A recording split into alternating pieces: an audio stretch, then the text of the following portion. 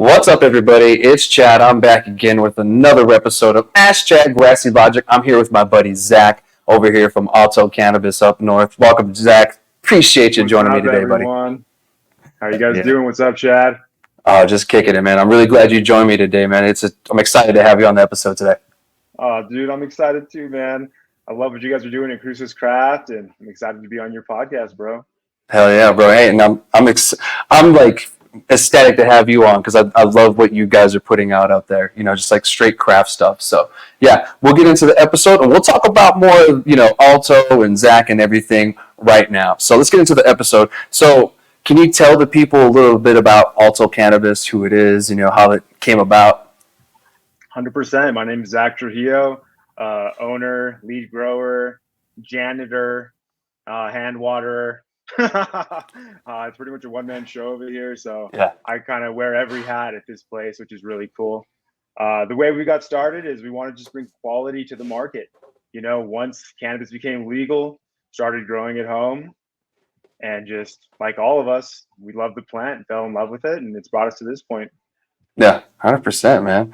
And how long have you guys been operating? So we'll be we will, let's see, our 1-year anniversary will be November. Oh, okay. So you're coming up a couple days. Yep, exactly, dude. Like mid-November. I'll have to look through my photo album to see the date. But you guys going to do any events or anything for it, or an event? No. We just have a wholesale production facility. We just grow. We wholesale our product. So I mean, I may have a nice cigar and a glass of whiskey. There you go. You made the year, right? Yeah, it's been awesome, bro. It's been wild. Yeah, definitely, man. So how long have you been in the industry yourself? Dude, so I got into the industry as soon as it became legal. Okay. So that's how long I've been in the industry for. Damn. So does that mean how long have you been growing too as well? I guess I should ask on top of that. Dude, that's a pretty controversial topic. So I've been growing for 2.5 years at this point. Oh, wow. You learned a lot. Yeah, dude. I've kind of, I treat it like a science experiment. I have a bachelor's in biology. So for me, I treat this place like it's all science-based. I'm continuously taking data, logging data, taking notes, review that, making changes, keeping track of what I'm doing. If something's not working, we switch it up, dude. And I do that every day that I'm in the grow. Yeah. And that's what's helped me become the grower that I am in such a short period of time. Yeah, I mean, you've gone strides compared to other people I've known that have been growing, sometimes even 6-7 years. It's amazing to see that. It only took you 2 years to get there. That's quite amazing. And what's up? Oh, yeah. And so you were saying that you only have your production license, so there's no retail or anything. Do you have any plans for that in the future? So we're vertically integrated. Yeah, we're vertically integrated. So we have production, manufacturing. And retail. And yeah, definitely there's plans for some type of retail or operation in the future. But right now it's just focused on growing. Nice. Building the brand, growing high quality cannabis for all you people. and New Mexico needs it. And we are getting better quality than Colorado and stuff like that, these days, which is great to see because back when we were medical, it was really bad. It's true. Competition is fierce right now. Yes, exactly, dude. It's crazy fierce, and we're about a year and a half, maybe a little over since we've started adult sales, and it's just crazy how different our market is and how different it changes all the time. Because I was talking with somebody the other day, and we were talking about the first day of legalization. They had the two lines, the rec and then the medical lines, and you don't really see that anymore. Which is, interesting to think about. It's wow, that was a thing, and now just a year later, it's not at all. So it's really crazy to see, and all these other brands popping up. There's new growers kind of popping up all the time, and I'm seeing them online and all that, and you're at pop-ups all the time, so I see you, which is great. Always bringing the fire with you too. Love seeing you guys at pop-ups, dude. Heck yeah, man. Yeah, the pop-ups are fun. It just sucks that we go to Albuquerque for most. Yeah, dude. It's always a good time with the Cruise Craft boys. Right. Hell yeah. So I've had your cannabis obviously on several occasions. You let me try some. We've had it in other places and everything. So let's talk growing. I mean, it's interesting that you know, you've been growing only for 2 years, but you know, you've gone this far. I mean, before we started the show, we walked through your facility, and man, it's beautiful.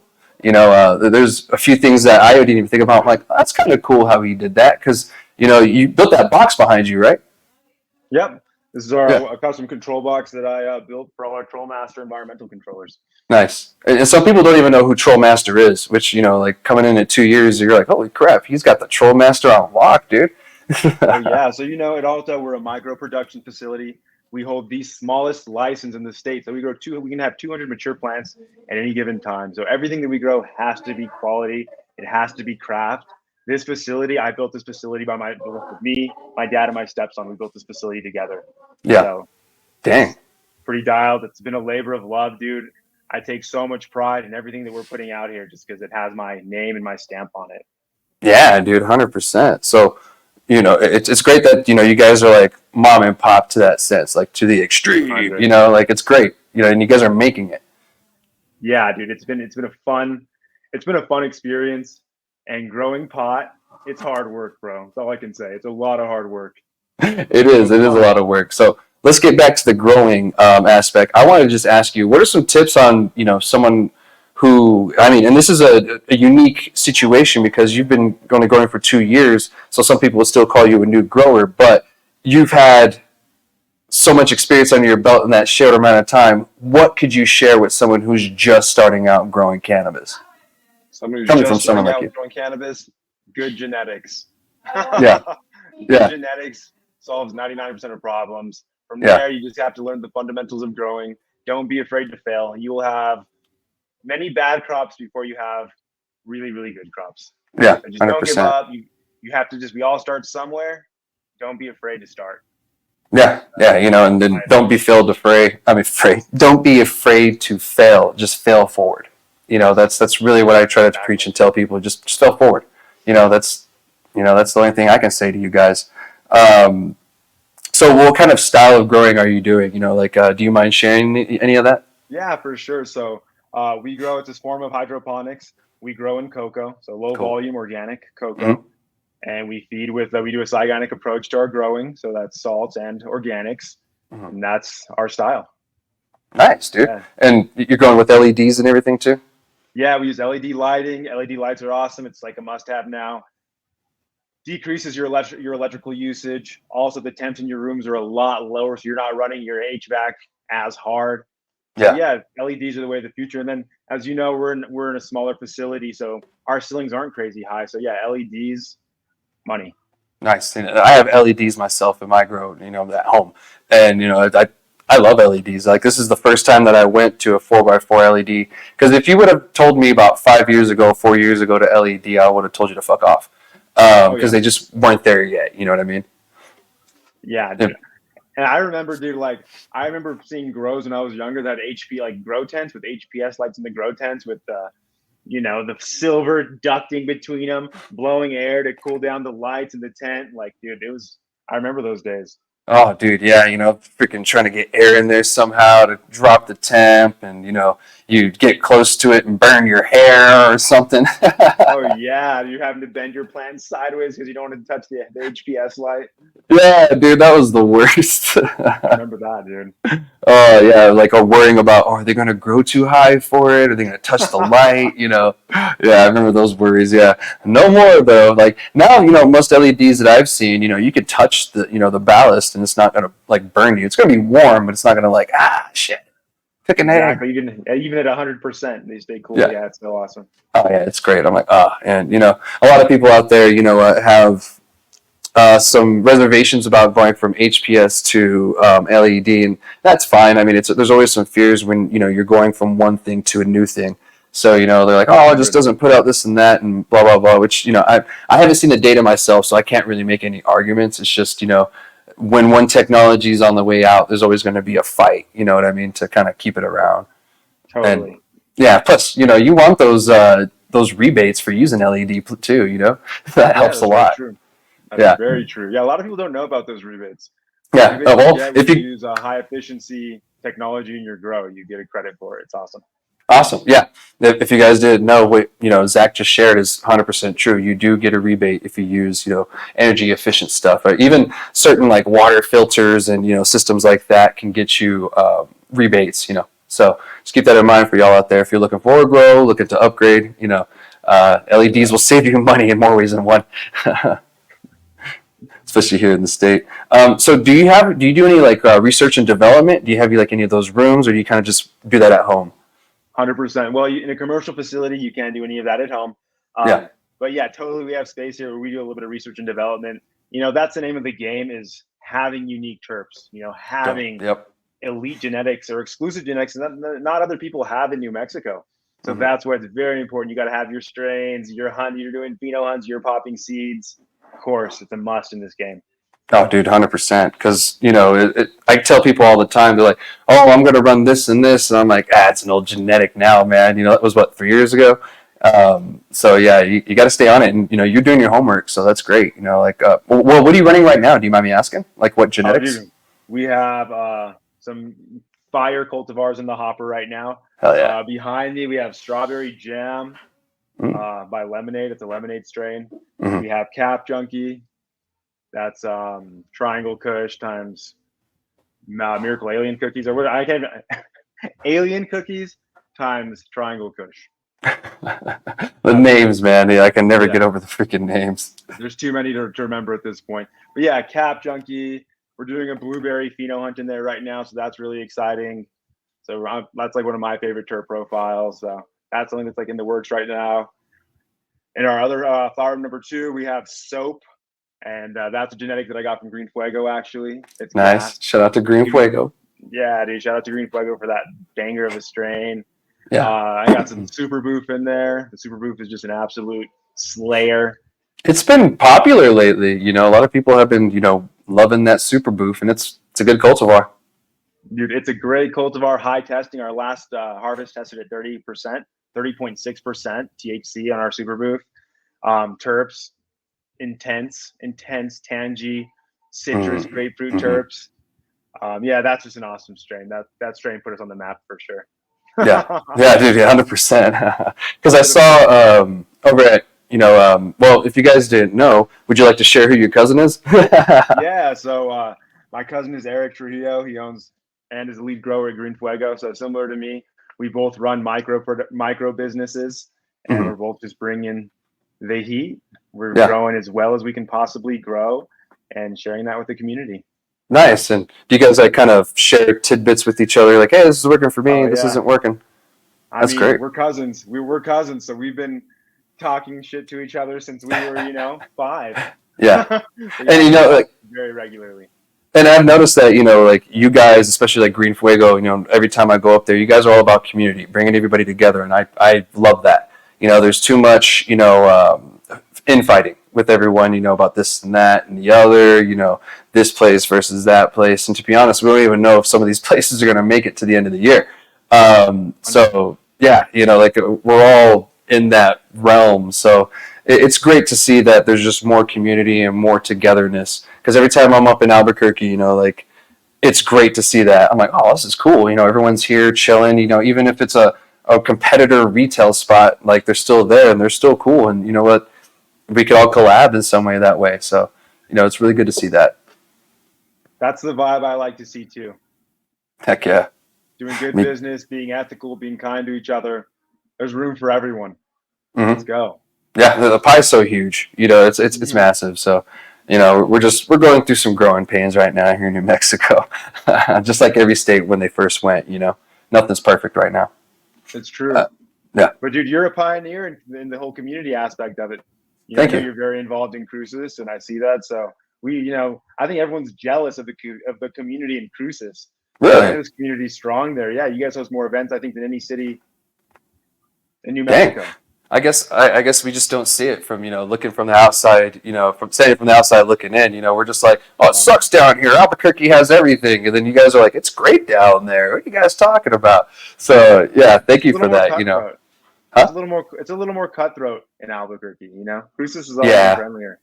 Yeah, it is. There's a little bit of bickering here and there between some of them, but it's not as bad. on the medical side, I remember how crazy the drama was up in Albuquerque. You know, like I'm like, holy crap! I'm sitting here down south just watching all this happen. So Totally. yeah, I'm gonna try to stay away from that. So, what is your favorite cultivar to grow right now that you have in the facility? Like, what's your favorite to grow? I would say smoke too. My favorite to grow and smoke. So we just grew a new strain, Mandarin cookies, Ah, and that yeah. strain has been my current favorite strain to smoke. Hmm. It is like orange cream in your lungs. We processed some a while back, and yeah, that's still pretty good. I Oh like it. yeah, who'd you process some from? Do you I know? I, I don't want to name the farm because I Oh, can't okay. remember. No worries. Like I can't Well, remember exactly which one. Huh? I need to get you some. I need to get you some of mine. Yeah, dude. But let us know. We'll give it a pressy press. Let's go. Okay. Yeah, I really want to try them terps, man. Ooh. So yeah, maybe we'll do a collab or something. I'll have Josh hit you up, and you guys can talk about it. You know, we'll figure that out after the show. Yeah, 100%, bro. The sky's the Heck yeah. limit, dude. That's what I Yeah. love about this industry. You can be as creative as you want to be, and that's Yeah. awesome. You can be as as to yourself as you want to be, like a cult, or you can be open with the community, trying to work with as many people as possible. You know. Yeah, totally. Yeah. Totally. So yeah, that's great. Yeah, I would say, what was the first cultivar? Since it was only 2 years ago, you probably remember. What was the first cultivar you grew? I never First asked cultivar I grew. So a mentor I had at the time, I was told, I said, dude, I want to be the best grower. I want to be the best grower that I can be. And he's like, well, I'm going to throw you a mean strain to grow. So he gave me Mac 1. Oh, really? Original cut of Mac 1, which is a very finicky plant. It's a hard plant to grow. She's very challenging. So that was the first monocrop I did in one of my rooms. It was a full room of Mac 1, and it was a lot of work. It was like baptism by fire, bro. Holy crap. All right, Yeah. just quick curious, are you doing crop steering? Of course, 100%. So Nice. our growing style is it's fast like a Ferrari, bro. We're crop steering. Everything's enriched. Yeah, high PPFD, high CO2. It's rocking and rolling over here. Yeah, I could tell just by seeing, your flower rooms, the mother rooms. I mean, even, it's not like a huge facility. I mean, you said you were growing in connexes? That I couldn't even tell. Yeah, we have our facility built in Connex containers. It's like similar to like Green Jeans. If you've ever been to Green Jeans in Albuquerque, it's crazy. Yeah, I have. Really cool. Yeah, and for those down south, there's a similar place in El Paso that has connexes built up to have a cool little area. So don't know the name, but I know there's one in El Paso too. Got to kind of remind those people. Hell yeah. So yeah. Oh crap. So do you have anything like planned in the future for any events to attend any? Like, are you going to be here down south next week? Actually, it's this week. Sorry, it's this week for Halloween. My days are all mixed up. Dude, for me, I run a one-man facility over here, so a lot of my time has to be spent here at the grow, unfortunately, at this point. Yeah. But I always try and support events, even if I can't make it. Any dispensaries that we work with, if they're having an event or something cool here at Alto, we're always trying to sponsor whatever we can with promotional pre-rolls, something cool of that nature. Stickers. Heck yeah. Something. So if we're not there, we want to show support and love to the community, and we're just trying to help everyone elevate. 100%, dude. Because I've seen you at the events, and like even if you're not like set up, you're there to support. You're like, no, I'm just here to say hello to everybody, and then you got to get back. So that makes sense. Sometimes you got to be so short. Like, all right, bye. Totally. So, but I appreciate the support that you are given to the community, and from the start, because some people don't do that. They just keep to themselves. Like, no one can come into my dispensary.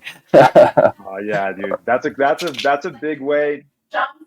I try to break that. I don't want to be like that. Mm-hmm. Like if you're not in touch with the community, you don't have your pulse in the community. How can you deliver them what they want? Yeah.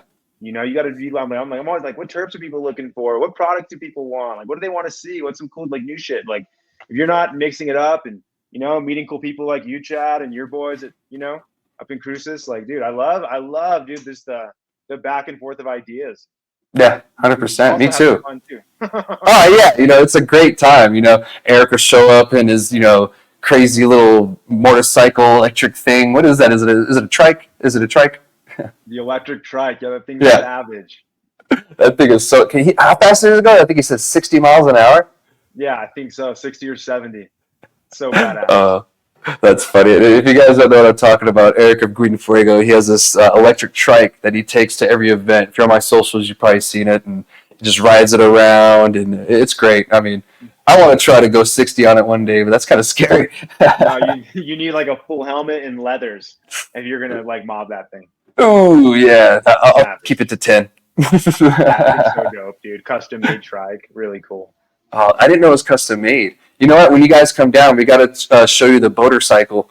The guy of Las Cruces Smoke Shop, he took a jet ski and he put a motorcycle inside of it. Is it hilarious? Oh, it's great. It's so funny because it looks like he has the regular jet ski handles on it that works with it and everything. And you see it riding by, and it's like that high from the ground, so you just see the tires. It just looks like a jet ski riding on the street. It's great. Dude, he's living in like 2100. I know, right? The road's full of water, but there's a little bit of land. Oh man, the real water world situation, I guess. Nice, man. Well, is there anything else you want to share with us before we move on, man? I mean, this has been a great, conversation and everything, and the grow is beautiful. If you want, you can show off the grow. I don't know if you're going to run into network issues though. Yeah, I probably will. Yeah. But yeah, I mean, dude, at Alto, we're a small craft micro business. We're not growing lots of quantity. We're just trying to grow quality and bring the best weed that we can grow to the community. And that's what our goal is, dude. Hell yeah. I do ethical yeah. business, treat everyone with respect, and just grow some fire weed. Heck yeah. I mean, that's all we could ask for, just good product, good price, and, people that actually care about their product, instead of someone who's just like, oh, it's moldy. Oh, whatever. We'll just put it aside, So, Yeah, but yeah, where can people find you on, the socials and the internet and everything? Oh, 100%. So the best way to keep in touch with us and follow us is on Instagram, altocannabisnm. Easy. Yeah, altocannabisnm. We're private. We're private because a lot of cannabis IG accounts get deleted all the time. So request to follow. I'll follow you back or accept your requests. You know what I'm saying? Yeah, because I know some people are a little standoffish when they see that, like, oh, they're never going to accept me. But that makes sense why you do that. Yeah. Gotta keep your accounts. It's so crazy how they just crack down on us like that. And real quick before we step off, for those who aren't too keen to Spanish, what does alto mean? Alto. So alto means stop in Spanish. It's also slang for high. Okay, so there you go. For high. So that's why we chose it. And then we're all Hispanic. My mom's Mexican. So I like to show some homage to my culture too, Heck yeah. And I see that even with Green Fuego, that's a cool name. With the title, I was going to put, stop or high, but I was like, I don't think people know where that's going to come from. Yeah. We have like our little slogan, stay alto. That's pretty dope. I like that. Totally, dude. Nice. Well, I appreciate you joining me, man. We'll continue the conversation with some other topics and stuff. But, I thank you so much for, coming on, talking about your business, sharing. You've only been growing for 2 years. I had no clue. I couldn't even tell. Dude, thank you, bro. Yeah. Thank you. It's on point. So can't wait to see what else you put through. So we'll continue the conversation. And we'll go on from here. So the next topic we got is New Mexico, or New Mexico Tax and Rev is cracking down on tax evaders. So those of you out there who don't know what I'm talking about, so if you are a business, you have to pay your taxes. And some of the cannabis retails, because that's what this article is specifically talking about, it's talking about retails not paying their taxes, like specific ones. They didn't really name any. But, that's kind of important. If you don't pay your taxes, you can get into a lot of trouble and then, not be able to renew. Have you been seeing people running into that up there? Oh, yeah. I mean, taxes are so important. Being compliant is so important. You have to follow the rules if you want to be in this game for a long time. So, I mean, all I can say is I think everyone should follow the rules, pay taxes, have a good cannabis accountant, project what your taxes are going to be and save quarterly or something like that. But yeah, you have to pay your taxes. You got to stay compliant. It's of the utmost important. And yeah, when you see people not paying taxes, closing down because they can't pay taxes, it's sad to see that stuff. Yeah, 100%. And it's, it's sad, but at the same time, they had every opportunity to do it right. And some of them just are flat up like, I'm not doing that. I don't like the government. I'm like, yeah, but they're the ones who run this, and you have to play You by know, their rules. That's the game you joined. it's true, dude. And it makes me think of a topic that you brought up earlier, and it's what how do you help your community? Hmm. How do Yeah, you help? What do you do for your community? And I think yeah, as cannabis producers and dispensaries, we're all in the same boat where our tax money is what helps our community. hmm, You know, we're running our businesses, we're providing jobs to people, that helps our community. We're growing really good weed, which makes people happy. yes. And we're paying taxes to the state. And fingers crossed they do something good with that money. I can't speak on Hmm. what they do with it, but it should be reinvested in the communities. Yeah, 100%. And I'm one of the people who are probably a few people who believe that we should be able to vote to where our taxes go, but that's a perfect world, right? 100. So, just to let you guys know, in this article, I guess the Tax and Revenue Department here in New Mexico, they've been contacting all these retailers to let them know that they didn't file their tax returns and pretty much didn't pay their taxes. So now they're trying to say some of those people are like trying to pay it off. So some of these people either had the money set aside and like, oh, my bad, just paid them, or others were like, ooh, we're gonna have to sell a couple pounds really quick, to try to make up for that. And that's unfortunate that some have, waited that long to get to that point. And like Yeah. asking you, like other than what you said, what are some other tips you can think of that you implement to kind of remind yourself? Oh, dude. I mean, organization is key for me. Hmm. Like I said, I wear a lot of hats in this facility. Yeah. Grower, finance, tracking all my finances, being aware of that type of stuff. So I think it's just being really organized, um, tracking your expenses, tracking your sales, knowing what tax bracket you fall in, and then putting those funds aside for when tax season does come. Yeah, 100%. So That's that's smart that you how I did it. do it. And yeah, Yeah, I mean, get maybe that get a could good save someone's accountant. business. What'd you say? I'm sorry. I said, and get a good accountant who knows what they're doing. Yeah, 100%. Don't think that you can do it yourself, y'all. Like, it's still beneficial to have someone who knows what they're doing, especially like when it comes to taxes, because you don't want to mess that up. Um, You have to have a CPA do your taxes for cannabis. there you go. Yeah, So, you have and to it's have a certified public accountant do it. So yeah, and I'm sure some of these people, some probably didn't even know that. Like, I'm not gonna do it or read any of that because some people get just don't want to do it. So it is what yeah, it is, and at the end of the day, if you don't file your taxes here in New Mexico, or if you don't pay your taxes, you can't renew your license. So like it's kind of a shot in the foot. You're only able to operate for a year, spent all that money, and now it might be in a hole. So just a testament out there, guys. Pay your taxes. And just a couple more information from the article. It says 80 of them were brought into a compliance. So it looks like out of the 100 that they contacted, only 20 haven't. So that's good to hear. nice. But at the same time, like, good Lord, 100. Like, that's crazy. Like, you guys need to be a little bit more on it, and so they don't have to contact you because it's not good when they do that. They shouldn't be contacting you all the time to pay your taxes. Um, so it looks like the tax and revenue is verifying with the CCD, and that's one way that they're finding out is they're going through the CCD to verify that they have a license and that they do need to pay taxes. So if you guys are curious, like, well, how they find out? Well, that's how. Yeah, they're supposed to file gross receipt tax and cannabis excise tax returns, even if they don't have any sales. That part I didn't know. So even if you have no sales, you still have to file, which makes sense, to be honest, at the end of the day. And it looks like they collected more than $47 million of excise tax from retailers.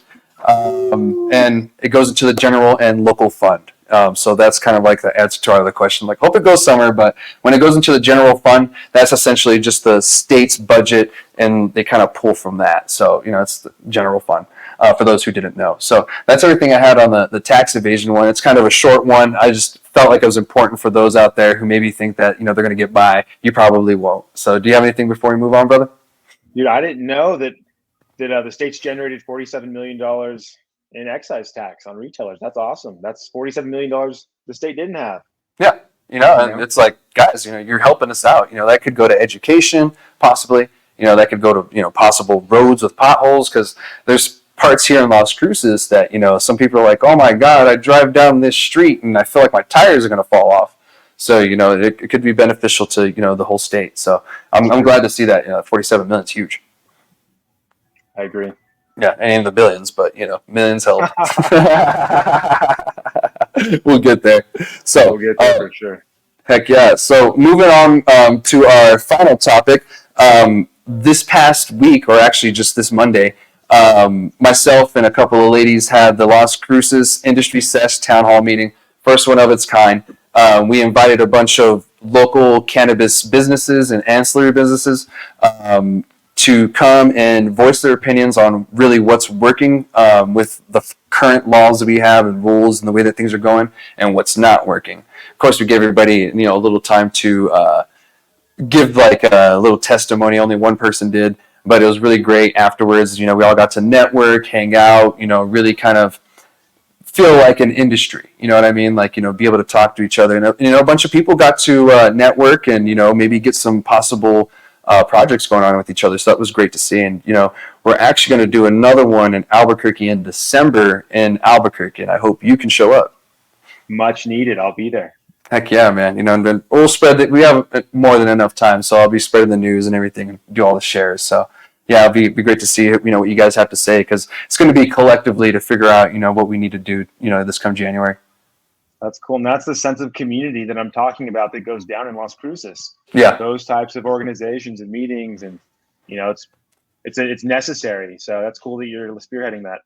Appreciate it, man. Yeah. And I'm not the only one. I got to thank, Tracy Martinez, Nicole Jordan, Valerie Hubbard, and Coral Maramontes. I mean, they're all got together with me, and we spearheaded this together and got it done within less than a week. So that was really cool. So I'm going to share with everyone here what the local people here in Las Cruces have to say, the pros and the cons. I'm not going to stick around too much on them. If there's something of topic, please by all means, stop me and we could discuss it, and I'll do the same. Because some of this stuff is very interesting. Like the very first one is we're not overran by MSOs. There are MSOs here, but it's not like a state like, you go to Colorado and there's quite a few MSOs there. So that was refreshing for them to see. It's only been a year, but at the same time, it's great that they didn't flood our whole market from the beginning. Yeah.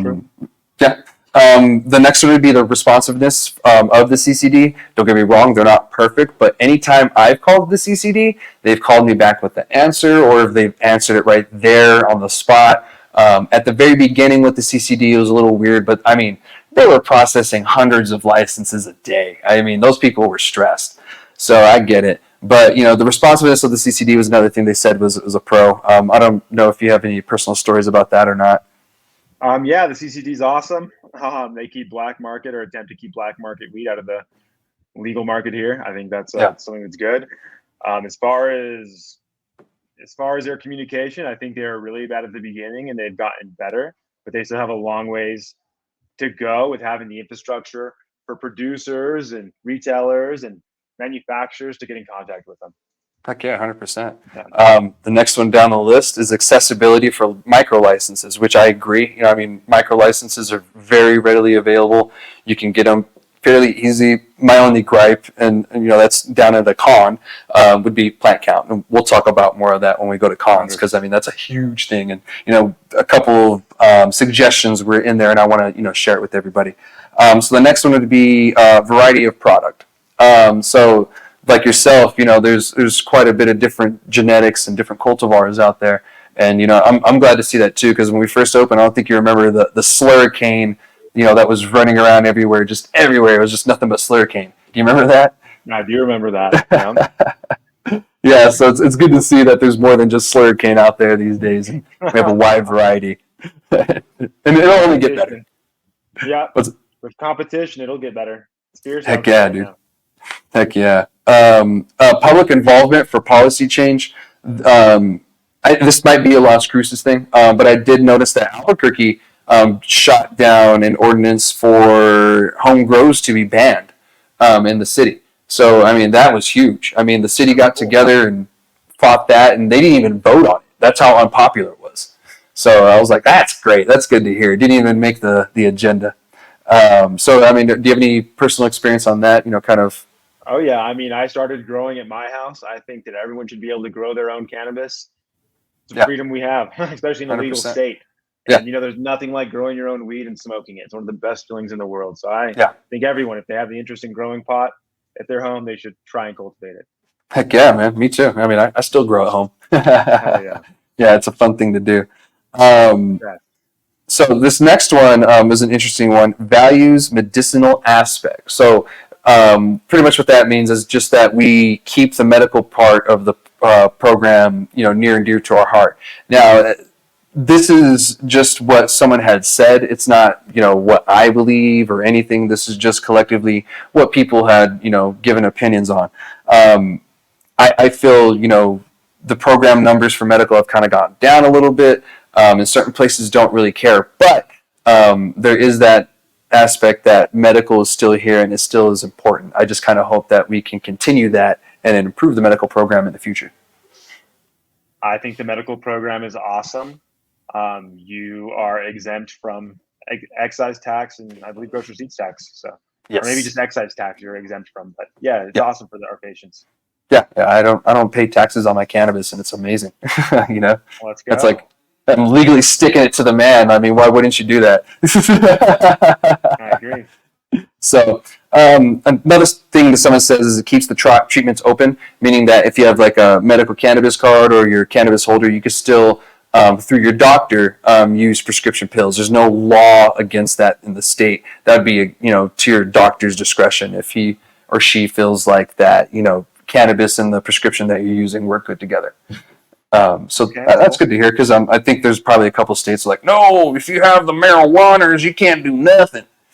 So yeah, there's still the states out there. Communication between local and state levels, that is a pro. Sometimes it's not, but it's better than other states from what I've seen. Some other states it's really hard to kind of get the government involved or kind of in the know. So that's good to see. I mean, there's really not much of that. New Mexico Pride, the next one. This one I can agree with 100% because we try to keep everything New Mexico. We don't want to be like Colorado. We don't want to be like California. We don't want to be like Washington. We don't want to be like Oregon. We definitely don't want to be Oklahoma. So, the best way to do it is just to keep true to ourselves. And I've noticed there's been businesses that just, like yourself, even with the name, try to stay near and dear to, Nuevo Mexico. And so, that I love that. And, like I even see packaging over at High Lonesome, it's a green chile. It's like the whole package itself is a big green chile and the weeds in it. It's so cool. That is cool. Yep.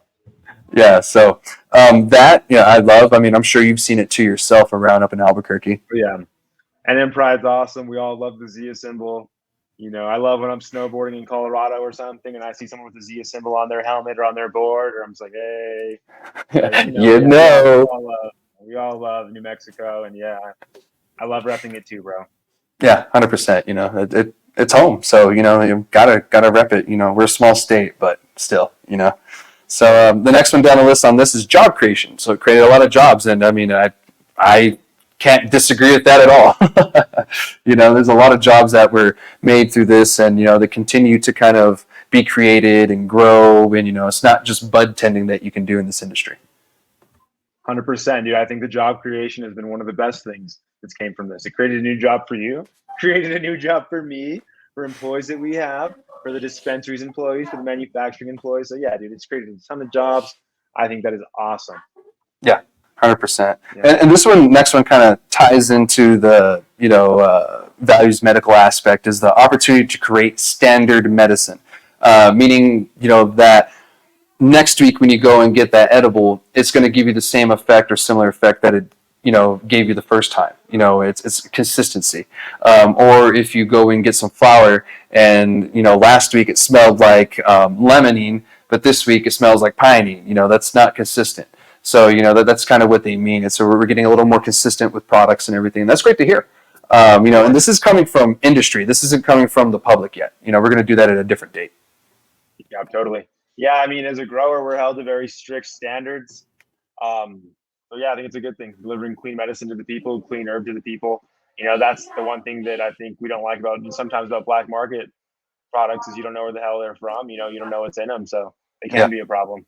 Heck yeah, Totally. 100%. You know, yeah, because dirty grows can hurt people. You know, like some people don't believe that. You know, like someone got sick the other day from smoking moldy weed. You know, down here in Cruces. So yeah, you know, it's scary. You know, like so check your cannabis people. You know, it's there's some people out there who just don't care.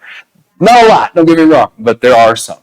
Yeah, I mean, now that there's healthy options, we can care. You know, when it was the traditional market, you had no choice. But now there's healthy options, there's legal stuff. So Yeah. let's go. I was just laughing because I remember the Reggie days, getting little surprises in my ounces. Dog hair, cat hair, Cat hair, ribbons, shoelace. Yeah. someone's hair. Is this Chapo's? So the next one down the list is proactive towards the ending of stigma. The stigma, excuse me. So here in the state, yeah, I have noticed that we are trying really hard to end the stigma, especially down here in the South. Don't get me wrong, that not everybody is kind of helping with that. You got the goons who try to smoke out of a noodle in Walmart, who don't help. But you know, for the most part, you know, we're really trying our best to show that you know we're responsible users. There is a way that we can have fun and use cannabis. You know, like they have wine fests where people go and have a great time. You know, we can be cannabis users and be together and smoking cannabis, and it'd be fine. You know, so it's great to see that that's something that people have noticed too, is the fact that we're trying to end the stigma here in the state, and that's something that I've pushed for years, is to end the stigma on cannabis. Very cool. Yeah, I support that 100%. I think it is still very much stigmatized.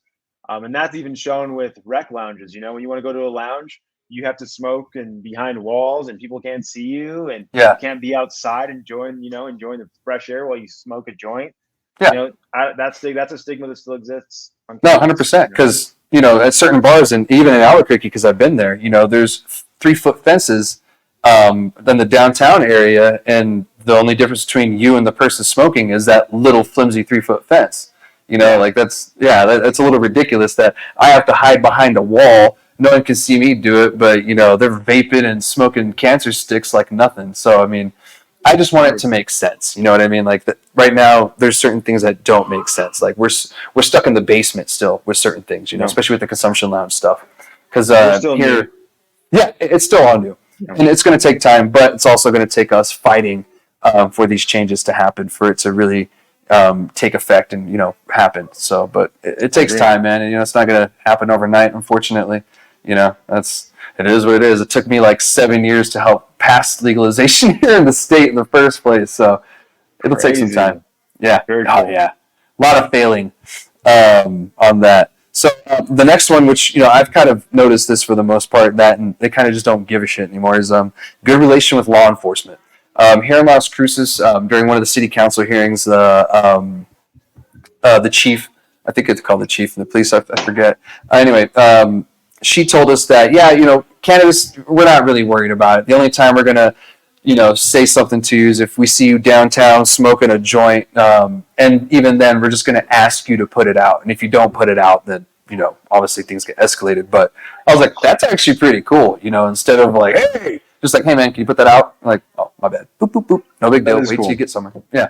So, I mean, I get it, guys. You know, we should be able to smoke wherever, whatever, blah, blah, blah. But, I mean, there's the way things are and way things should be. And right now, until we change it, that's the way things are. Yeah, it's How pretty have you lax. noticed? I Yeah. think it's pretty lax for the most part. I think it's moving in the right direction. This is one of my employees behind me. Say hi, Malik. How's it going? Good He's surprise. defoliating. He's defoliating today. Heck yeah. Uh, Important. Yes. Important yeah, for the grows, totally. defoliating. Yeah, Yeah. it's the real deal. We're over here grinding, bro. No days off. Yeah. I know that feeling, man. I don't know the last time I had a day off, really. So, Yeah, but, you know, it's all for the work, all for the plant, and all to, you know, make something great out of this industry here. I So, agree, bro. heck I yeah, agree. man. Going down the list, there's only a few more left on the pros, and then we'll get to the cons. Um, so, active towards educating parents. Now, this part, I don't know if they're talking about me or the industry, because I feel like I'm the only one that's really preached about parents needing to talk to their kids about cannabis. And I've only seen maybe a small handful of people, but it's being noticed. And have you noticed it up north? Because this is great. I can ask you the north stuff, and I can answer the south. I have 3 kids. Mm-hmm. I have 3 kids. So yeah, it's very important for me to educate them on cannabis. but also don't leave, if you have a kid, don't leave edibles around. I don't leave really anything around them for that Yeah. reason. So yeah, I Yeah. think definitely need to educate them. They have to understand what's happening and what's going on and why you use it, but they also have to understand that it's harmful for kids. So Yeah. keep that shit away from them. Yeah, 100%. And then good for you for, doing your due diligence and teaching your kids about cannabis versus just leaving it out or lying to them. Of course.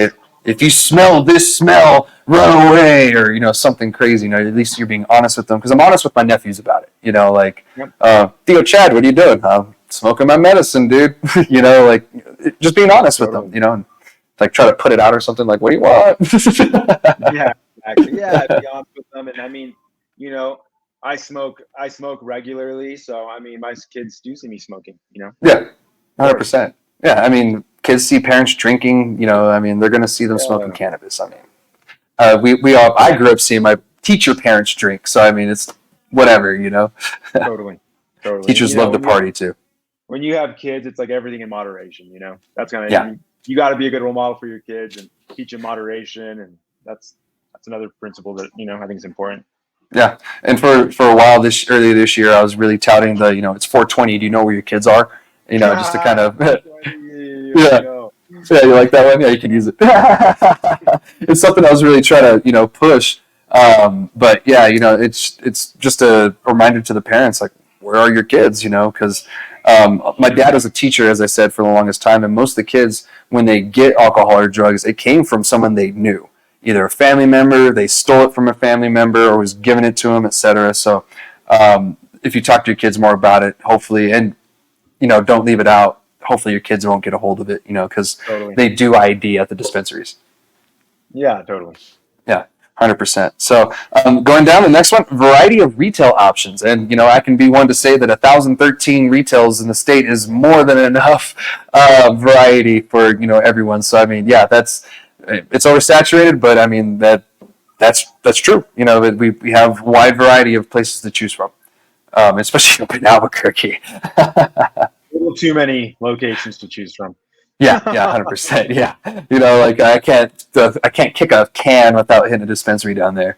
So yeah, it's ridiculous. There's parts here in town that's the same way, but nothing like Albuquerque, and it's changing. It's starting to slowly level out. So that's good, and we won't have too many, but we'll still have a wide variety. Unlike when it was medical, we only had like a few dispensaries. Albuquerque had most of them, so you guys were fine. But down south, oh my god, it was bad for years, dude. I used to have to go to like Ruidoso to get my cannabis.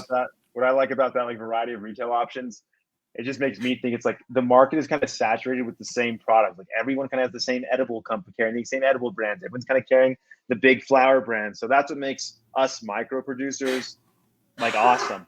We only have a limited supply. We're not in every dispensary. Like our flower, our products are special. There's a very limited amount in New Mexico. So yeah, 100%. That's what I think about. No, I agree with you on that. And that's one thing that we were pushing when we wanted to pass legalization was push for micro license, because we kept saying the micro licenses, they're going to be craft. They're not going to be these big MSO or big, money guys that are just pushing out weed to push it out. These guys are going to be small grower craft guys. And it's going to be good cannabis. And, we were right. And I'm glad we were right on that one, man. 100%. And going down the next one, it's created a community. And there was already a small community in New Mexico's cannabis, but now it's kind of created a statewide community, and that's awesome to see. Because being down here in the South, our community wasn't as like it is now. Like I was no more known in Albuquerque because of the fact that I did all my work up there back in the day for all those years. Because there was just nothing down here, and all the laws and stuff get passed up north. So it's great to see that people are talking about, oh, okay, we have a community here now. I'm like, yes, we do. Love it, dude. We're definitely big with community. I know you are too. And a community that I'm new to that I really appreciate and like is the Heady community. Yeah. The Heady community, the connoisseur community, like that's a new community that I've been vibing with. And big shout out to all those, you included. I appreciate it, man. Yeah. And I'm just getting into, I wasn't much of a dab guy. I was more of a flower guy, for many, many years. And so now just recently this year, getting hooked up with Cruce's Craft, things are kind of slowly changing. So becoming a hash head. Totally. 100%. But how can I not? You know, I love some hash, some really good, tasty hash rosin, man. Oh, I love some good Yeah. hash, bro. Oh, Yeah, you can't go wrong with that, dude. Especially a hash hole. Oh. my boy So, Stonehead. what's up? I was gonna say Stonehead always brings the best hash, dude. Oh, he does, dude. He always does. He just pops out, smell this, and I'm like, where is this from? The moon? Heaven? Yeah, I was like, where did you get this?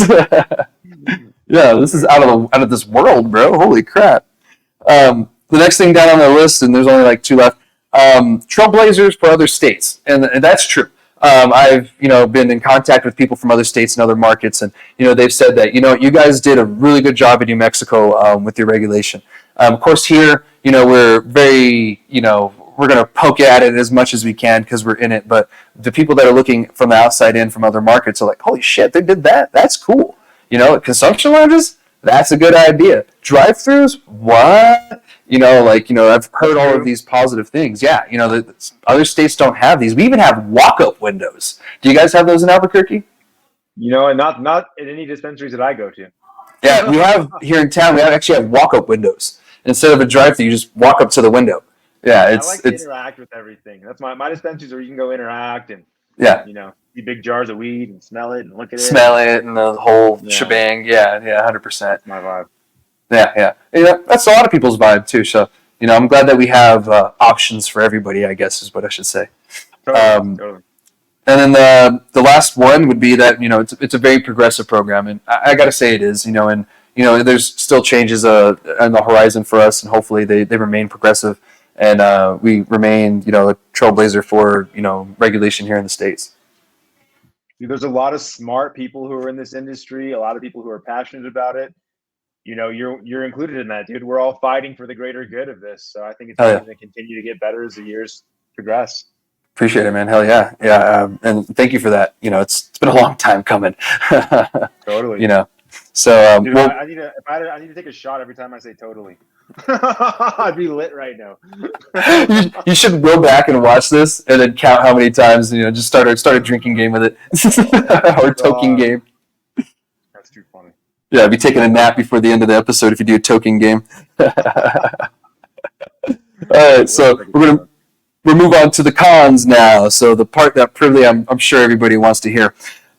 So one of the cons that was spoken about, and some of these get a little specific. The pros were kind of generalized for the most part, but they got really specific when it came to the cons for some of them. The first one would be the agricultural aspect. What I think they meant by that as a con is the fact that it's not treated as the rest of the agricultural crops in the state. I think that's what that means, if I'm not mistaken, if I remember correctly. Which, that's been the old argument is, weed should be as legal as tomatoes and I should be able to sell it, et cetera, et cetera, et cetera. The only one problem with that is tomatoes don't get me high. So, I don't want a kid getting a hold of a tomato that gets them high and, possibly something like that. That's the only thing that I have would be the difference. Other than that, I think you should be able to sell it at a farmer's market if I can go buy a beer, at a taco shop, you know what I mean? So that's a slippery slope. Yeah, it is. And it's one of those things, it's like, how regulated can it get and how deregulated can we get? You know what I mean? Like, how far is too far? To where it's like, all right, this is a little ridiculous. In New York, they were smoking weed everywhere, and I guess, some people had issues with it.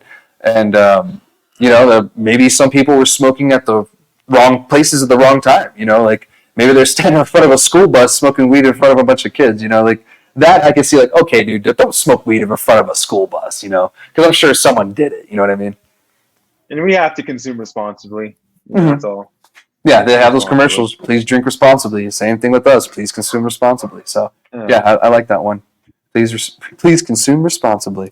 The next con is going to be inconsistency with packaging. And with this kind of seemed more or less like it was the CCD thing and not like from the retailers, like, hey, it's a little confusing with this and this and this. But then also within this, they threw in the inconsistency from some of the places, which I have seen it. Some of the packaging, like, not all the information is on there, or they have terpenes on this one, and this one doesn't have terpenes. And some of it's like small stuff, But I can kind of see that there is some consistencies when it comes to packaging. It's nothing like the medical days. The medical days, I remember sometimes getting a Ziploc bag with like a sticker on it, hand jammed, with all the information on there.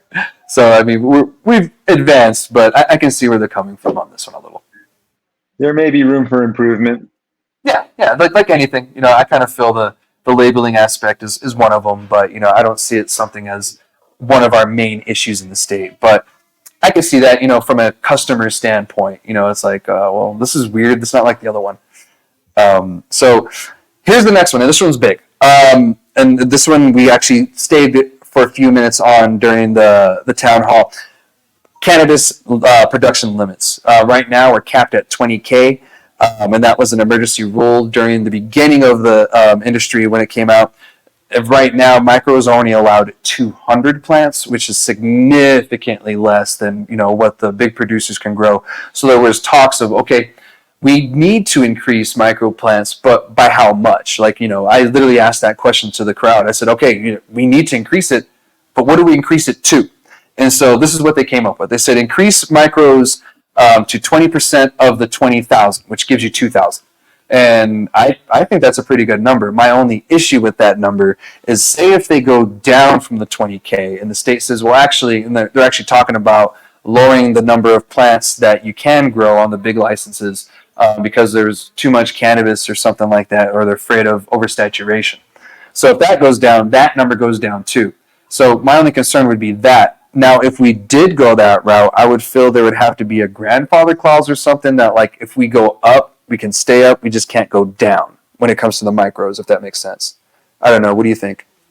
I think it's tricky. I definitely think, as a micro business, it's hard to even make it off 200 plants. I think 100% the limit needs to be increased. Yeah. And that's what you're saying. It's hard to figure out by how much, but it would be nice to be able to go like 1,000 plants. 1,000 to 2,000 plants is a lot of plants. It's a lot of plants to give love to. Most grows that are not micro businesses, they're growing 2,000 plants, 3,000 plants.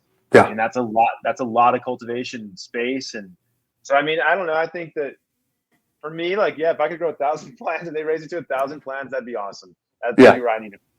Yeah. I kind of feel for a micro, 1,000 to 2,000 plants is just, perfect, because, like your grow, it's not huge. It's not one of those big facilities. You could probably fit 2,000 plants in there, right?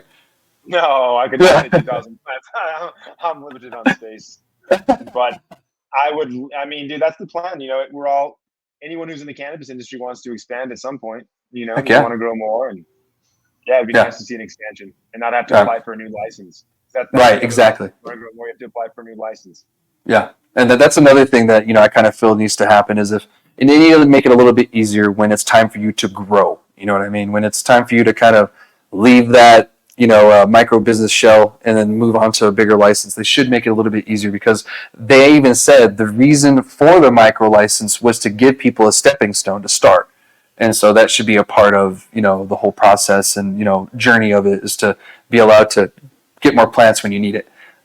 So it's great to talk to a micro producer about this too, because you give me straight insight.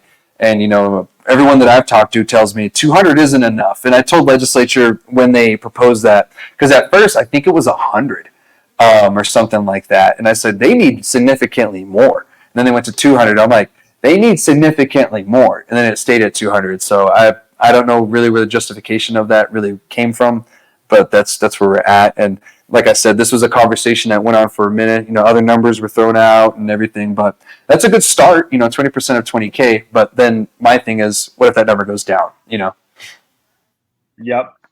Well, I know that these rules are changed at the legislative level, so hopefully we can change that. Yeah, and this is one reason why we're having these meetings, so that way we can figure out come legislative session and season that, okay, well, what do we need to put in here to change to help us better? So that's why I'm sharing it with all of you as well, so you can get an idea of what the industry down south is saying. I'll do this again when we go up north or anywhere else that we do this. So keep everybody in the loop. That way we're prepared. So going down the next one, that one I kind of figured I was going to stick a little bit around on for a while anyway. Concrete resources. So that's a con. We don't have as many concrete resources for like education, and they don't mean just like getting your bachelor's and whatever. They mean in business. They mean taxes. They mean in compliance. They mean just with the plant in general. Because there's some people that got into this industry, they had no education on the plant, no education on the industry, no education on how to run a business, and then they came in and it caused a lot of issues. And so this was what they were saying, the people here, that we need more education for these business owners. And, I agree, but are we going to force people to do it, or are we going to have the state offer it for free for the business owners? What's the route we're going to do to fix this issue? I think that's part of the fun, dude, is figuring out how to run a successful business, Yep. learning all the requirements, because not everyone, you're not going to be successful if you don't learn the qualifications. I mean, I think the state needs to do more, but everyone needs to do their part and spend the time learning and doing research. And dude, like you have to take on some of that burden too. Yeah, 100%. I'm with you on that one. If you really want to make your business thrive and you want to do it, you're either going to hire someone who knows what they're doing, or you're going to learn it yourself, or you're going to fail. I'm asking, do I learn stuff myself? I've called the CCD, I've called BioTrack, I've called you name it, my accountant. I've called so many people asking questions because I want to do it the right way, and that's how I've learned and scaled it. Yeah, 100%. And if anyone's out there watching and you're not too sure how to go about it, just call, just ask. The worst they can do is say, I don't know, or you can't do that. I mean, that's about that is all it'll go. So that's the worst. But the other part of that is understanding capital funding for cannabis businesses. And this one kind of tags into what we already talked about, being underfunded and not understanding, cannabis business. So that one was tied into it. We kind of already talked in that, but that was mentioned, and I wanted to mention it. So the next one down the list is testing requirements. So I'm sure you have to get your cannabis tested and everything. What they were saying about this is the lack of oversight and the amount of testing that we do. Some of the people were saying that we need to be more vigorous with our tests and do more analytical stuff to figure out. And others were saying that there needs to be more availability of testing facilities, which I've been talking about and preaching for months now, that we need more testing facilities. We don't have any in the South. We have to go up north. We have to go past the border check. And if something stupid goes there, you lose your cannabis, and you lost the test and money and everything. So it would just save us a lot by doing that and everything. So what are your thoughts on testing requirements where they are? God, so testing requirements have been a bottleneck since day one. It's been a real pain in the ass dealing with wait times at testing facilities. A lot more popping up in Albuquerque right now, which is awesome. That's where I get a lot of my material tested. I think for you in the South, at that border checkpoint, it makes things very tricky and weird up there. So I think 100% you guys need more testing facilities in Las Cruces. That's a great business for someone to get into out there. I keep telling people. Yeah, they're like, oh. Huh? It's a gold mine, dude. Oh, it is. They're like, oh, well, they have them up north. I'm like, do you not know what's 15 miles north of us? A border check. Like, that's your way to get around and make sure that you're making your money. Because there's a lot of grows in the South. There's quite a few down here. So, that we could benefit. Big grows. Yeah, there's some huge ones. I hope to go check out Matchbox here soon. I was talking to him, and he was like, yeah, come check it out. I was like, oh, I'm so excited. I like their vibe for sure. Yeah, me too. I love checking out grows. Can't wait to check out yours too, by the way. Dude, invitation, bro. Thank you, sir. Appreciate it. Yeah. So this other one, it goes into the testing too. This is lack of state funding for labs, and I guess because labs they're not state funded; they're personal funded. So I wasn't too sure what they meant by that. I did hear someone say that the CCD themselves need more funding. So I think that what they're saying is that these organizations need more funding so that way they can provide certain services better. Like the CCD needs more funding for themselves because they need more compliance officers. They only have certain many. And, if you have more compliance officers, they can do more inspections to make sure people are, following the law. And the ones that refuse to fix any of the issues, they get taken out of the industry. So there's things like that. But that's when I heard that, I was like, oh, I mean, they're privately owned. And, it should be up to the owner to up that cost, unless the state makes it some weird requirement where you have to have such and such machine. But then I would say, just give them a rebate or something like that, or something, because there does need to be a little bit more standardization for it. And I think if it's privately owned, it should be privately financed. So that's just how I feel about that. I don't think the state should be giving any money to people opening up testing labs. No, And me I neither. I think as mean, far as the CCD goes, I don't think their issue is a lack of funding. I just think it's a lack of people wanting to work. true. That could be it too. Probably Yeah. hard. And I know it's hard for them to find good employees. Yeah, and these people have to learn these all these rules and laws like that. So I'm sure it's a lot of reading, and not everybody wants to read that much. I mean, I know every January I kind of dread reading some of these bills because they're over 100 something pages long, and I'm like, oh God, I'm going to be up all night. But it is what it is, and I do what I do, right? Yep, exactly. We love it. We Yeah. love this stuff. We do this because we love it. It's crazy. It's hard. Yes. We're so passionate about it. Sometimes it doesn't feel like work, bro. Yeah. Sometimes it's like, man, uh, it's a fun job, but it's still a job, as Cypress Hill said in that song.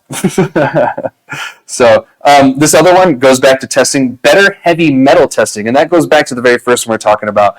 Being a little bit more strict on our testing because I guess we're running into some heavy metal issues at certain places, and like I can agree. We should be testing for heavy metals.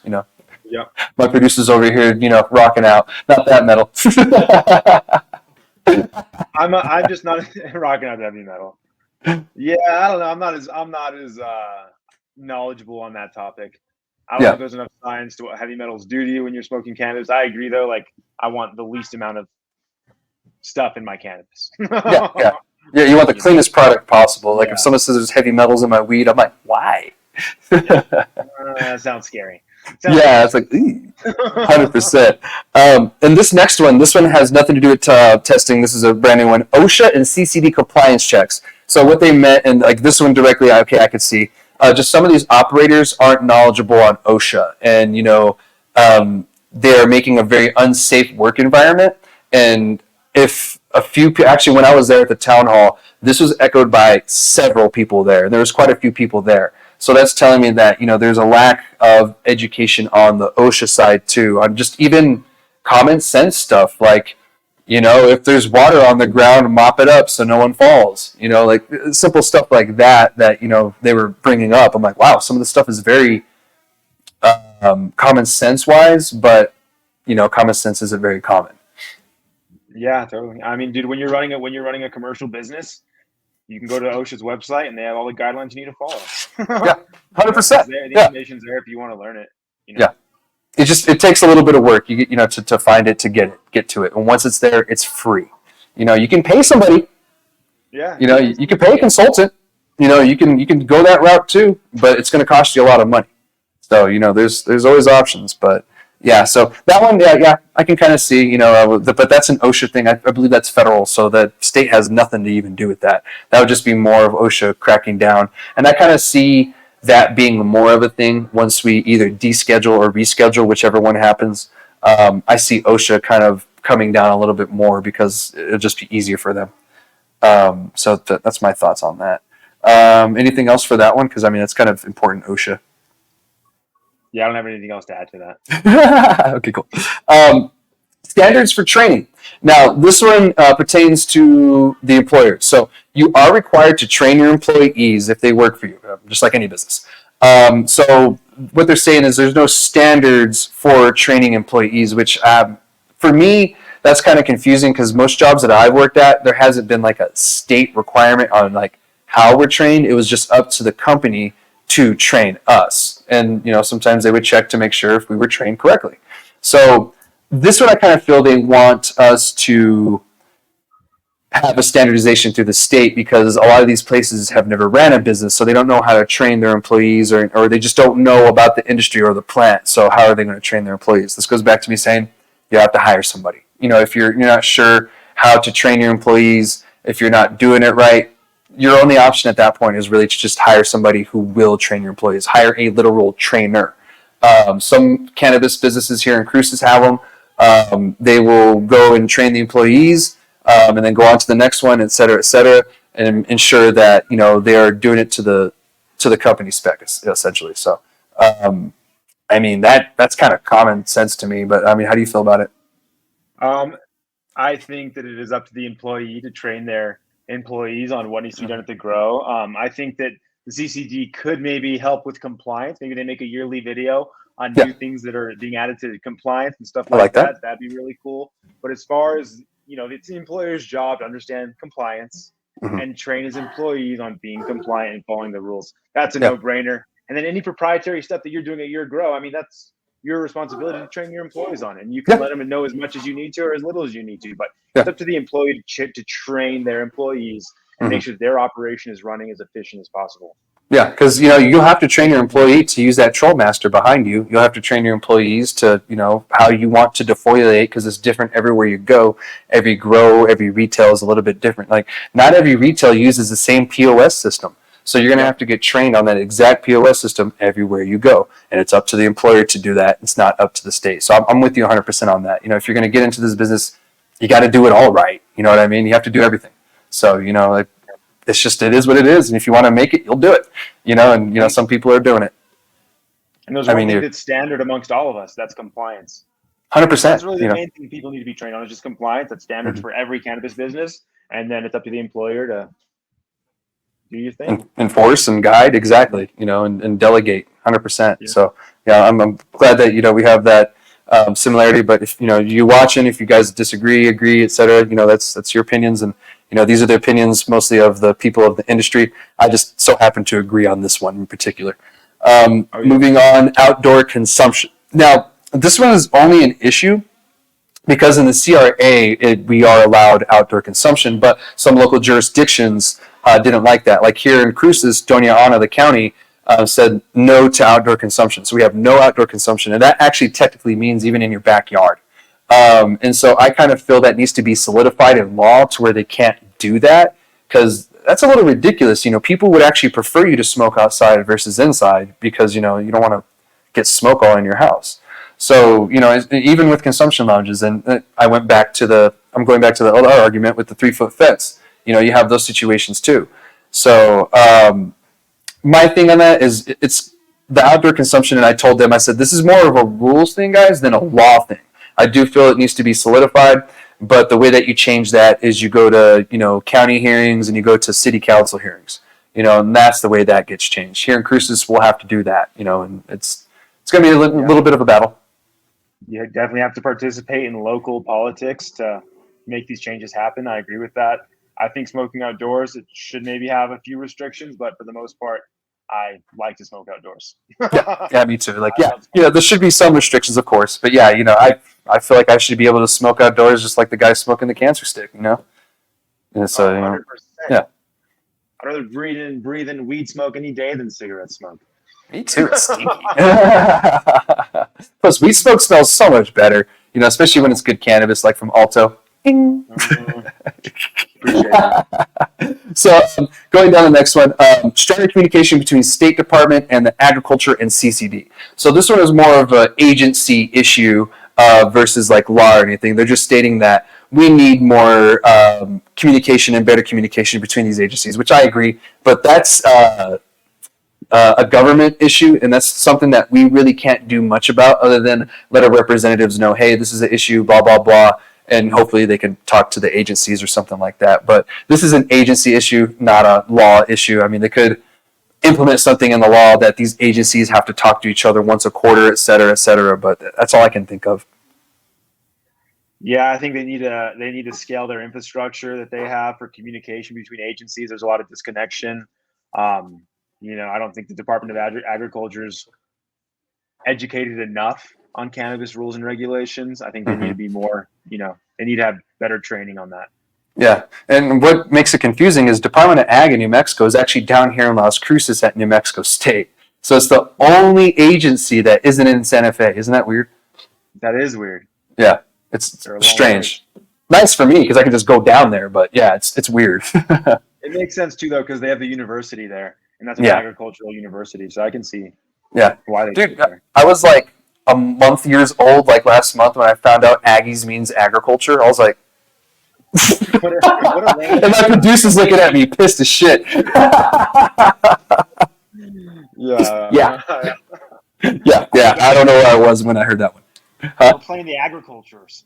We're playing them there farmers. That's pretty much what it is, too. Yeah. So, but yeah, I mean, on that one, there was a little sub thing talking about pesticides and health concerns. So I think I remember that's what they were talking about. They need to speak to each other because certain crops are spraying certain pesticides that isn't allowed in the cannabis industry, and is tainting their crops that they had nothing to do with. So that is an issue. I could see that, but again, that would be an agency thing versus a whole state thing. The agencies need to kind of work that out, and the farmers actually need to start speaking up on that too.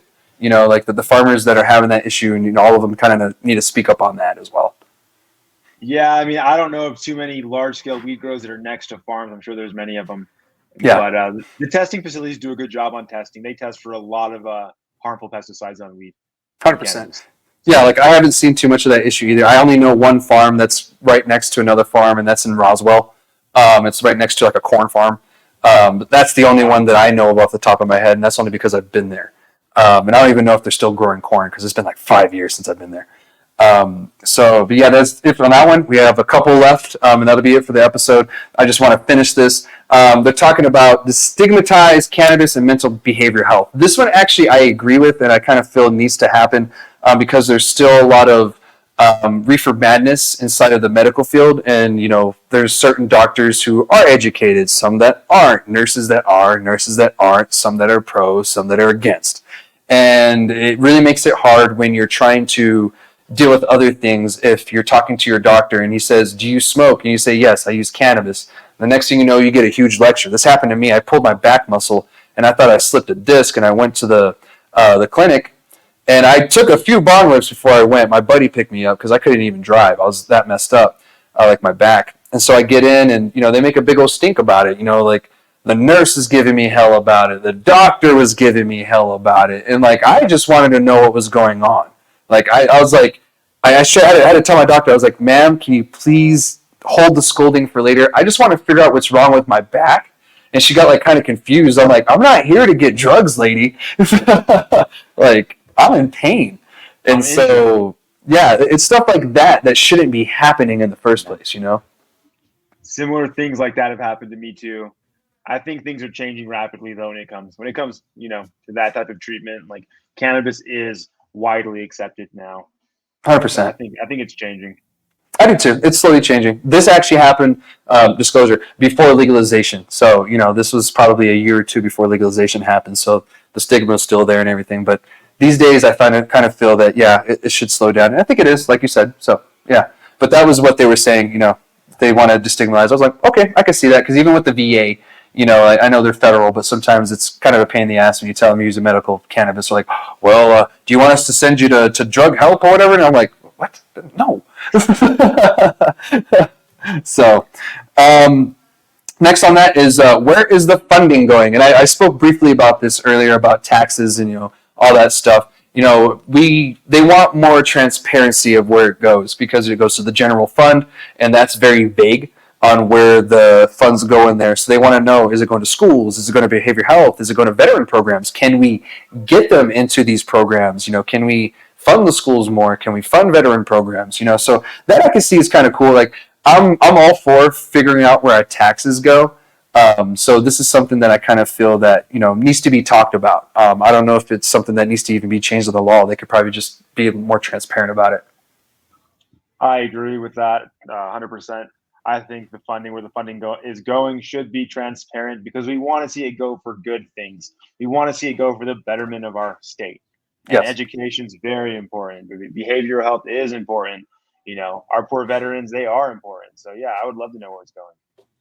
Yeah. Appreciate your support, by the way. So yeah, it's an important thing where we know where this is going because we talked earlier. That $47 million that they got in taxes. We want to make sure it's going to something good. So that I was like, okay, I can see that. So the next one, eliminate THC testing. Now this one kind of confused me when I had the same look at it that you have like, what?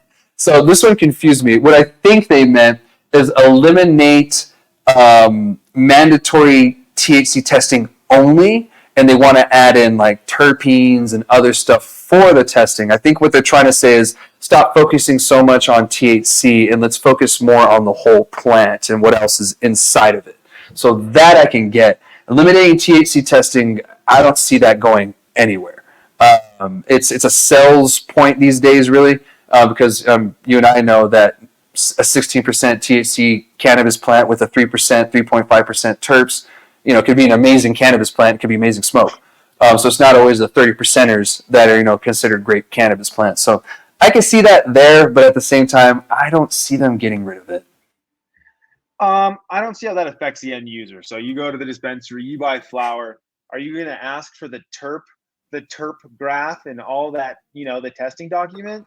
Because no one asks that anyways. So, you're not currently asking for that. Why I just, that's how I see it. I think, good growers want to know that, all the micro growers that I know, we do full panels on our weed. Yeah. Potency analysis and a terpene analysis. And so we all do that. And it's more money. It's like $100 more per sample to have that. And it's important, but I don't know. I think the end user would have to request that. To me, it was kind of like, and this is just what they said. We just wrote down what they wrote, and I'm just relaying it to you all in the audience. But yeah, this one, it was a little confusing to me. I do feel that we need to focus a little bit more on, the whole plant, not just THC, CBD, and that CBG, comes down to CBN. education. That's Yes. that's your job. You're out here, you have an audience, you get to you get to educate people every day that you're on your show. So yeah. Thumbs up to you. 100%. Thank you. Appreciate it. Yeah. And, I'm all for, terpene testing. I love the terps. I want to know what terps are in there. And when I go to Washington State, I appreciate it because on their labels is the terps percentage. They have the THC and the terps. Yeah. That's cool. So, and, it's not required here, but you guys can totally do it if you wanted to. So, yeah. And then there's actually some places where you have like the legal limit of what you need on the label, and then it has a QR code that has everything. That's pretty cool too. So, yeah, I like that idea too. But that's just another step for the grower. Now I'm having to. I don't know. I'm sure the process can be streamlined where the testing facility gives you and they actually do that. The testing facility, a lot of them will supply you with a QR code. You could then translate that onto package labeling, and it does give you the potency and stuff like that. So yeah, that cool. technology kind of exists. Yeah, I love technology. So. That's all I had for that one. The last one would be transparency with meetings, and what that means is the CRAC, the crack, the CRAC meeting, which is the advisory board, the CCD hearings, and some other committee hearings that they have. This is a government issue. They are pretty transparent about the meetings, but sometimes they're not good at telling us when they're happening. And I've noticed that from the city all the way up to the full state legislature. It is what it is. There's times where I get a text from a legislature day of, hey, we're having this hearing on cannabis. Can you make it? And I'm like, I had no clue that was going on. So this is something that I kind of feel goes back to the issue that we were talking about with the communication between, CCD, the Department of Ag, et cetera, within the different agencies. They are fairly transparent, but yeah, I kind of feel they need to work on just being better at letting us know and scheduling. That's the only thing I can think of. I think it's an easy problem to attack because they have all our emails. Every business owner, they have an email form. So send some email blasts out, maybe a monthly thing from the CCD that tells you the meetings that are happening the next month or 2 months. Something like that would help a lot. They're not doing that right now. Yeah, 100%. And who knows? Maybe it could be funding. I don't know. I don't know what their reasoning would be behind that, but that's a great idea to email blast all of the owners. And it's not hard. Once you get that list, you just add the list to the email, and boom, boom, boom, it goes. So, yeah, I love that. And thank you so much for joining me today, because that is the end of the list. Thank you all for sticking by. I know some of it probably got boring, but this is very important, especially if you're in the industry, because we're going to be having these meetings, and some of the stuff may be double tapped. Some of you may bring it up again. I'm probably going to hear some of these same things over and over. That's fine. But if you watch the show, you can see that some of these are being addressed or they've been addressed. So I really appreciate you joining me, man. And, I hope it wasn't too boring for you at the end there. No, you know what? I think that it's fun to nerd out on this stuff. This is the important stuff that people don't want to talk about or don't have time to talk about. So it's important to talk about all these issues that are facing our community, the good and the bad, elaborate on them, give our point of views. Like, I appreciate it. I think it was a little intense, it was intense, but I think it was necessary, man. Thanks 100%. For having me on the show. And everyone who supports Alto, thank you for supporting Alto from the bottom of our heart. Thank you, guys. Please follow us at altocannabisnm. If you haven't already, DM me. I'll write you back. I run that page. Awesome. Heck yeah, man. Sweet. Sounds good. Yeah, that's why I message him usually. I have his number, but I always message him on Instagram for some reason. Easy. Nice. Well, I All right. appreciate you joining me again. I can't wait to have you again in the future. I want to round back and see all my guests again and see how they're doing, maybe within a year or so, maybe sometime next year. So I really appreciate it. Totally. I look forward to seeing you at more events, bro, and I can't wait to see you when you come down here. So hit me up, Chris's Craft, I'll take care of you. My God, you dude. Thank you guys. Have a wonderful day. You too, man. All right, All guys. right. Shoots. Bye. I'll see y'all next week.